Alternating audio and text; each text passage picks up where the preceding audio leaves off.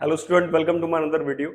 इस वीडियो में बात कर रहे हैं क्वेश्चन नंबर फर्स्ट की एक्सरसाइज 4.3 स्टार्ट कर रहे हैं और डे है आज 13। ठीक है, तो आज कोशिश करेंगे कि ये चैप्टर खत्म हो जाए यानी कि डे 13 में, एंड 14 से हम फिफ्थ चैप्टर स्टार्ट करेंगे। एंड बाय द चांस नहीं हो पाता है तो 14 डेज में खत्म हो जाएगा। ठीक है, तो होप कर रहा हूँ प्रीवियस वीडियो आपको समझ में आ रहे होंगे। कोई भी डाउट्स है तो आप कमेंट बॉक्स में लिख दीजिए। मेरा नाम है दीपक भारद्वाज, मैथ का टीचर हूँ। एंड किसी दिन पढ़ाई से रिगार्डेड टॉपिक्स पे अलग से वीडियो बनाएंगे, बट अभी सॉल्व कर लेते हैं क्वेश्चन। सो क्वेश्चन में क्या बोल रहा है कि find the nature of the roots. तो सबसे पहले आज इस क्वेश्चन को स्टार्ट कराने से पहले पहले बेसिक बताता हूं कि आपको जब कोई क्वाड्रेटिक इक्वेशंस दे रखी है उसका नेचर आप कैसे फाइंड करोगे। ठीक है, तीन तरह का नेचर आप पढ़ोगे। सबसे पहला है रियल, फिर है इक्वल और फिर नॉट रियल। ठीक है, तो बेसिकली थोड़ा सा बता देता हूं कि nature of root, nature of roots. देखो, जब डी की वैल्यू ग्रेटर होती है जीरो से, ठीक है, तो कैसा होता है रियल। जब डी की वैल्यू इक्वल होती है किसके, जीरो के, तो होता है इक्वल। समझ में आया नहीं आया? अच्छा, जब डी की वैल्यू क्या है, लेस देन होती है किससे, जीरो से, तो होता है नॉट रियल। नॉट रियल, ये तीन तरीके के होते हैं। अब सबसे तुम्हारे माइंड में एक चीज आ रही होगी कि एक्चुअल में ये डी है क्या। तो डी क्या है वो क्लियरली समझ लीजिए। इसकी फुल फॉर्म जो डी के डिस्क्रिमिनेंट बोलते हैं इसे बेटा। और डी की जो वैल्यू होती है, डी इज इक्वल टू कैसे फाइंड होती है, बी स्क्वायर माइनस के 4ac। समझ में आई? डी स्क्वायर माइनस के 4ac। अब यहाँ पे बी स्क्वायर 4ac ये क्या चीज है, तो बी की वैल्यू क्या है। जब भी आप एक क्वाड्रेटिक इक्वेशन को देखोगे तो जो कोफिशिएंट ऑफ एक्स है वो बी है, कोफिशिएंट ऑफ एक्स स्क्वायर है वो ए है, एंड कांस्टेंट वैल्यू क्या है, सी है। समझ में आई नहीं आई? तो यहां मैं लिख देता हूं B A is equal to coefficient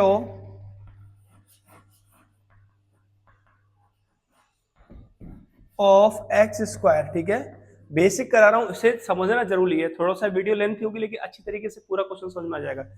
ए क्या है यहाँ पे, कोफिशिएंट ऑफ एक्स स्क्वायर है बेटा, और बी क्या है यहाँ पे, कोफिशिएंट ऑफ एक्स है। ठीक है, एंड सी क्या है, कांस्टेंट है। समझ में आई नहीं है ये चीज? ठीक है, अब देखो, रियल के केस में और इक्वल केस में रूट फाइंड किए जा सकते हैं, और जब डी की वैल्यू क्या हो, लेस देन जीरो हो, तो रूट फाइंड नहीं किए जा सकते। समझ में आ रहा नहीं आ रहा है?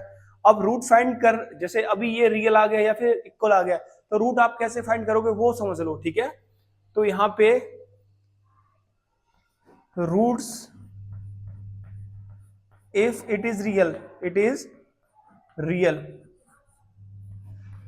माइनस का बी प्लस माइनस रूट के अंदर डी अपॉन 2a, इस वाले फॉर्मूले से निकालेंगे। ठीक है, अब प्लस माइनस का मतलब क्या है, एक बार आप प्लस की वैल्यू यूज करोगे, एक बार माइनस की वैल्यू यूज करोगे। ठीक है, अच्छा, if roots are equal, roots are equal, जब इक्वल होंगे तो आप कौन सा फॉर्मूला लगाओगे, बहुत इजी फॉर्मूला हो। देखो सबसे मेन चीज क्या है, जब इक्वल होगा तो डी की वैल्यू किसकी इक्वल होगी, जीरो की इक्वल होगी। तो जब आप यहाँ जीरो पुट करोगे तो ये तो जीरो हो जाएगा, तो डायरेक्टली क्या वैल्यू निकल के आ जाएगी, माइनस बी अपॉन 2a, यही होगी। ठीक है, तो और सिंपल हो जाता है। समझ में आई नहीं आई? तो ये इसका बेसिक हो गया। होप कर रहा हूँ बेसिक अच्छी तरीके से समझ में आ गया। जब आपको एक क्वाड्रेटिक इक्वेशन देखिए, कैसे उसके आइडेंटिफाई करने हैं कि इसके रूट्स रियल है, इक्वल है या फिर नॉट रियल है। और जब ये चीज फाइंड कर लो तो किस तरीके से आप रूट निकालोगे, दो तरीके से। जब रूट रियल होते हैं तो ये वाला फॉर्मूला लगाओगे, और जब रूट्स इक्वल होते हैं तो डायरेक्टली ये वाला फॉर्मूला लगा दोगे, क्योंकि यहाँ पे ओवरऑल बात वही आएगी कि जीरो पुट करने पर ये वैल्यू कैंसिल आउट हो जाएंगी। ठीक है ना? समझ में आया नहीं आया? तो अब इसके क्वेश्चन सोल्व करेंगे बेटा। ठीक है, अब ये क्वेश्चन सोल्व करेंगे तो पहले से रिमूव कर देता हूं।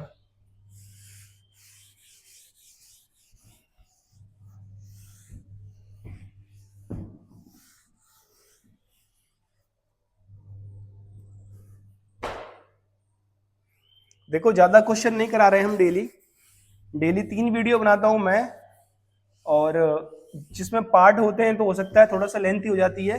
बाकी नॉर्मली 3 क्वेश्चंस इजीली आप 15 से 20 मिनट भी स्पेंड कर रहे हो डेली, तब भी देखो आप देख रहे होंगे आज 13वां डे है और 13 डे में हम चैप्टर नंबर 4 को फिनिश करने वाले हैं। यानी कि आप 3-4 क्वेश्चन भी डेली कर रहे हो ना, तो तुम्हारे लिए बहुत इफेक्टिव हो जाएगा, कोई लोड नहीं रहेगा। बस यही बार बार तुम सबसे कहता हूँ कि भाई डेली पढ़ो, डेली ही पढ़ना पड़ेगा। ऐसा नहीं कि आप किसी दिन नहीं पढ़ रहे हो, वो एक्सट्रीम पोजीशन पे होना चाहिए कि इमरजेंसी है, कहीं जाना है, कोई फेस्टिवल है, और तब आप छुट्टी ले सकते हो, कोई दिक्कत नहीं, गैप ले सकते हो, ऐसी भी कोई ज्यादा परेशानी वाली बात नहीं है। तो फर्स्ट का सॉल्यूशन कर रहा हूं, देखो आपके सामने ही यहाँ पे एक क्वाड्रेटिक इक्वेशन हमें क्या दे रखी है, 2x² माइनस के 3x प्लस के 5 इज इक्वल टू बेटा 0। तो यहाँ पे सबसे पहले a इज इक्वल टू क्या है, 2 है, b इज इक्वल टू क्या है बेटा, -3 है, और c इज इक्वल टू क्या है बेटा, 5 है। समझ में आई, ये तीनों वैल्यू मैंने लिख ली। उसके बाद to check nature of roots, क्या होगा बेटा चेक करने के लिए नेचर ऑफ रूट, सबसे पहले तो d की वैल्यू फाइंड करेंगे। d इज इक्वल टू क्या होता है, b² माइनस के 4ac। तो b की वैल्यू क्या है यहाँ पे, -3 का स्क्वायर माइनस का 4 इंटू a की वैल्यू 2 और c की वैल्यू 5, ठीक है। -3 का स्क्वायर कितना हो जाएगा, 9, समझ में आया।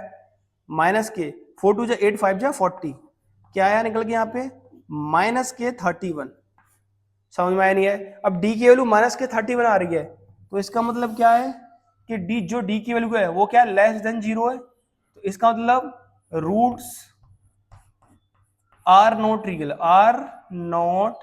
रियल। तो यहाँ पे रूट फाइंड नहीं किए जा सकते, रूट क्या है, नॉट रियल है। समझ में आया नहीं आया। अब इसका सेकंड पार्ट करते हैं बेटा। सेकंड पार्ट क्या दे रखा है, 3x² माइनस के 4√3 x प्लस का 4 इज इक्वल टू 0, ठीक है। यहां से a की वैल्यू क्या हो गई, a is equal to 3, b is equal to क्या हो गया, माइनस के 4√3, और c इज इक्वल टू क्या हो गया आपका 4। ये चीज समझ में आई नहीं आई, ठीक है। अब आप एक चीज देखिए, वही same procedure, d is equal to क्या होता है, b² माइनस 4ac। तो -4√3 का स्क्वायर माइनस का 4 इंटू 3 इंटू 4, समझ में आया नहीं आया। चलो आगे करते हैं इसे। तो d इज इक्वल टू, देखो √3 का स्क्वायर करूंगा 3 हो जाएगा, और 4 का स्क्वायर करूंगा 16, यानी कि 48, 16 इंटू 3 माइनस का 16 इंटू 3, सोल्व आउट करोगे तो इसे बेटा क्या हो जाएगा, ये 0 हो जाएगा, ठीक है। तो देखो d की वैल्यू यदि 0 के इक्वल है तो कैसे होंगे, रूट्स इक्वल होंगे, क्या लिख देंगे, रूट्स आर इक्वल, ठीक है। ये नेचर हो गया। अब टू फाइंड रूट्स, अभी मैंने आपको एक फॉर्मूला लिखाया था, क्या लिखाया था, माइनस का b/2a, ये फॉर्मूला होगा इसका, ठीक है, रूट्स निकालने का। तो अभी देखिए b की वैल्यू क्या थी यहाँ पे, माइनस का 4√3, तो माइनस लगाया, माइनस के 4√3 लिख दिया, ठीक है, अपॉन 2, a की वैल्यू क्या है यहाँ पे 3, तो यहाँ 3 लिख दिया, ठीक है। क्या हो गया, देखो negative negative positive, 4√3 upon 2 into 3, 2 से ये 2 टाइम कट गया, क्या आ गया 2√3 अपॉन 3। यही दोनों इसके क्या होंगे, रूट्स होंगे, ठीक है। तो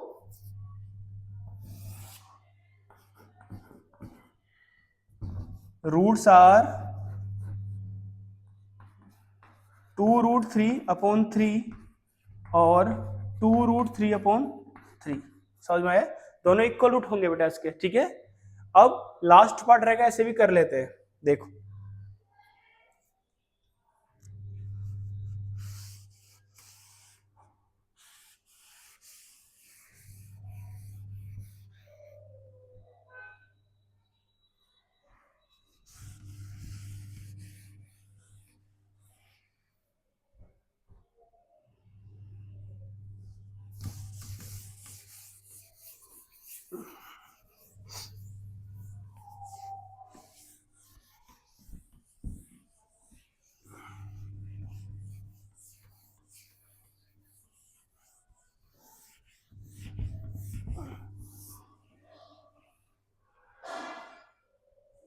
देखो थर्ड पार्ट,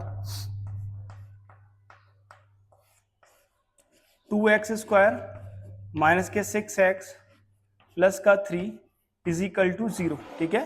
तो यहाँ a इज इक्वल टू क्या हो गया बेटा 2, b इज इक्वल टू क्या हो गया माइनस के 6 और c इज इक्वल टू क्या हो गया बेटा 3, ठीक है। टू चेक नेचर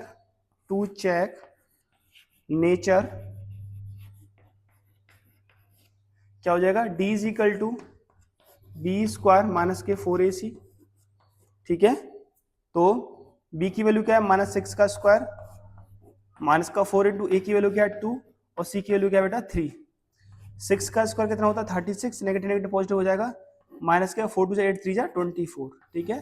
कितना बचा 12। समझ में आई नहीं। तो रूट्स कैसे होंगे, रियल, रूट्स आर रियल, ठीक है। रियल होंगे तो अब इसके रूट्स निकाल लेते हैं, ठीक है। टू फाइंड रूट्स, देखो रूट्स रियल थे तो मैंने आपको क्या फॉर्मूला बताया था, माइनस का b, ठीक है, प्लस माइनस रूट के अंदर d अपॉन 2a, ये फॉर्मूला बताया था, ठीक है ना। अब वैल्यू पुट करनी है बस, बहुत सिंपल है। देखो b की वैल्यू क्या है माइनस का 6 से, देखो यहाँ माइनस लगा हुआ है तो वो लगाना ही लगाना है, फिर माइनस का 6 लिखना है, प्लस माइनस d की वैल्यू क्या है 12 अपॉन 2 इंटू a की वैल्यू क्या है 2, ठीक है। नेगेटिव नेगेटिव पॉजिटिव तो ये 6 हो जाएगा, प्लस माइनस देखो 12 को आप लिख सकते हो 2√3 अपॉन 2 इंटू 2, देखो 2 को कॉमन ले लो यहां से और 2 से काट दो तो क्या बचेगा 3 प्लस माइनस √3 अपॉन 2। तो इसके दो रूट्स क्या हो जाएंगे बेटा, एक बार प्लस यूज करना है इसे और एक बार माइनस यूज करना है, ये हो गया आपका आंसर, ठीक है। होप कर रहा हूं आपको ये क्वेश्चन अच्छी तरीके से समझ में आ गया होगा। मिलते हैं नेक्स्ट वीडियो में क्वेश्चन नंबर 2 के साथ।